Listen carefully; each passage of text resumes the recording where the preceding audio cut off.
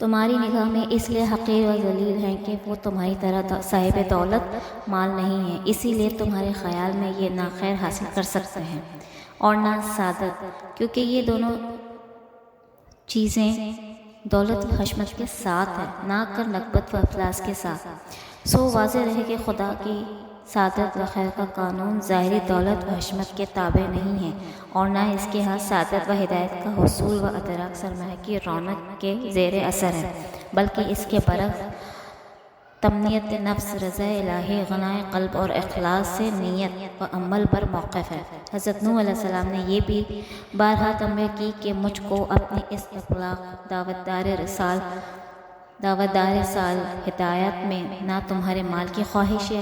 نہ جاہ و منصب کی، میں اجرت کا طلبگار نہیں ہوں۔ اس خدمت کا حقیقی اجر و ثواب تو اللہ تعالیٰ ہی کے ہاتھ میں ہے، اور وہی بہترین قدردان ہی۔ بہرحال حضرت نوح علیہ السلام نے انتہائی کوشش کی کہ بدبخت قوم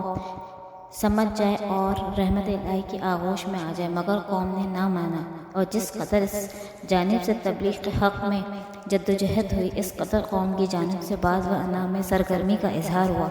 اور اعزائے رسانی اور تکلیف دہی کے تمام وسائل کا استعمال کیا گیا، اور آخر میں زج ہو کر کہنے لگے، اے نوح علیہ السلام، ہم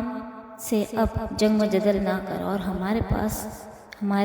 اس انکار پر اپنے خدا کا جو عذاب لا سکتا ہے لے آ۔ حضرت نوح علیہ السلام نے یہ سن کر ان کو جواب دیا کہ عذاب الہی میرے قبضے میں نہیں ہے، تو اس کے قبضے میں ہے جس نے مجھ کو رسول بنا کر بھیجا ہے، وہ چاہے گا تو یہ سب کچھ ہو جائے گا۔ بہرحال جب قوم کی ہدایت سے حضرت نوح علیہ السلام بالکل مایوس ہو گئے اور اس کی باطل کوشی اور انادار و ہٹ دھرمی ان پر واضح ہو گئی، اور قرآنی تذکرے کے مطابق 950 سال کے ذہن دعوت و تبلیغ کا ان پر کوئی اثر نہ دیکھا، تو سخت ملول اور پریشان خاطر ہوئے۔